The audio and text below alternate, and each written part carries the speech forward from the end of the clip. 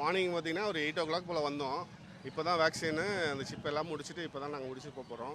இது கேம்ப் போட்டது நல்லது தான். ஆனால் ஆர்கனைஸ் வந்து கொஞ்சம் பண்ணது தான் கொஞ்சம் இதாக இருக்குது. இப்போ ஒரு குறிப்பிட்ட ஜோனில் போடுறது போல் எல்லா ஜோன்லேயும் இருந்தீங்கன்னா, இப்போ சென்னையில் எத்தனை ஜோன் இருக்கோ எல்லா ஜோன்லேயும் போட்டுருந்தோம். அங்கங்கே இருக்கவங்க பக்கத்தில் இருக்கவங்க அங்கங்கேயே அப்படியே போட்டு கன்வீனியண்ட்டாக போட்டு முடிச்சிருப்பாங்க. ஏன்னா டாக்ஸ் எல்லாமே காலிலேருந்து ஒரு 4 மணி நேரம் 5 மணி நேரம் சாப்பிடாம கொள்ளாமல் கூட்டு வந்து இங்கே வச்சுட்டு இருந்து லைனில் நின்று ரொம்ப கஷ்டமாக இருக்குது. அதை மட்டும் கவர்மெண்ட் கொஞ்சம் ப்ராப்பராக பண்ணியிருந்தாங்கன்னா நல்லா இருக்கும். குறிப்பிட்ட ஜோனில் போட்டதோட தவிர பார்த்து எல்லா ஜோன்லையும் நீங்கள் போட்டுருந்தீங்கன்னா இந்த மாதிரி போட்டுருந்தா கொஞ்சம் எல்லாருக்கும் சௌகரியமாக இருக்கும்.